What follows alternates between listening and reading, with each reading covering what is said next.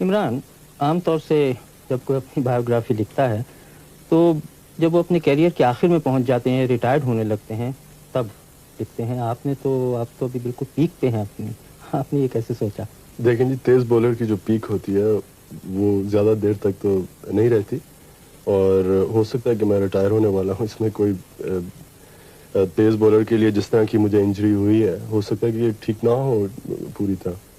اور میں نے یہ بھی دیکھا ہے کہ اس کتاب میں آپ نے اپنے بارے میں کچھ کم لکھا ہے، لیکن جو آپ کرکٹ کھیلتے رہے ہیں اس کا ذکر بہت ہے.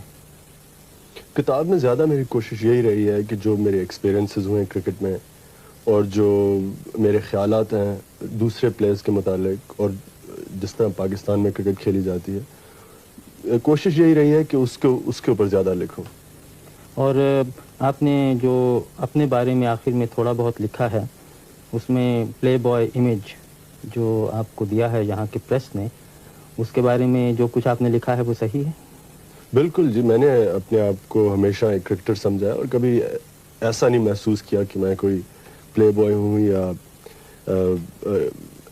جس طرح بھی کہ نائٹ کلبز میں ساری رات گزارتا ہوں. نہ میں شراب نہ سگریٹ تو پیتا نہیں ہوں، اور اپنے آپ کو ہمیشہ ایک بہت ہارڈ ورکنگ کہہ لیں کرکٹر سمجھا ہے. اور آپ نے دنیا بھر میں کرکٹ کھیلی ہے، ویسٹ انڈیز، ہندوستان، پاکستان. جہاں آپ نے دوسرے ملکوں میں کیا رویہ دیکھا اپنی طرف اور کرکٹ کی طرف؟ سب سے زیادہ جو کرکٹ میں نے انجوائے کی دنیا میں، وہ آسٹریلیا میں.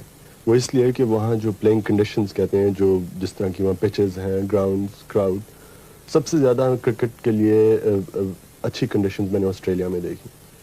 انڈیا میں جو ہماری ایک سیریز ہوئی تھی وہ مجھے بہت پسند آئی. وہاں کا جو کراؤڈ کا رویہ تھا، اور جس طرح کی وہاں سٹیڈیمز، اور جس طرح کی وہاں کرکٹ کو سپورٹ دی جاتی ہے. اور انگلستان میں یہاں بھی کرکٹ ٹھیک ہے. ویسٹ انڈیز میں یہ کہوں گا کہ پلینگ کنڈیشنز اتنی اچھی نہیں تھیں جتنی شاید آسٹریلیا میں ہے.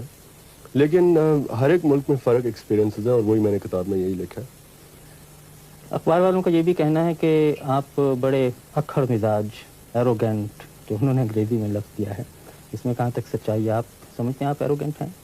میں نے تو اپنے آپ کو کبھی ایروگنٹ نہیں سمجھا. شاید شروع میں جب انسان کو دنیا کا نہیں پتہ ہوتا ہے، جیسے میں نے کتاب میں لکھا ہے، جب شروع میں انگلینڈ آیا تھا تو شاید تب کہہ سکتا ہوں اپنے آپ کو ایروگنٹ. لیکن میں اپنے آپ کو ہمیشہ یہی شاید یہ کہہ لیں کہ مجھے شائع قسم کا انسان زیادہ ہوں. میں زیادہ کراؤڈ کے اندر مجھے جھجک کافی ہے، لیکن ایروگنٹ کبھی نہیں سمجھا اپنے آپ کو. لیکن اپنے ملکوں میں تو جو کراؤڈ ہے، اپنے ملکوں سے مطلب ہندوستان، پاکستان، بنگلہ دیش میں خاص طور سے، وہ تو اکثر پچ پہ انویٹ کر دیتے ہیں، اور آپ کو تو عادی ہونا چاہیے ان سب باتوں پر.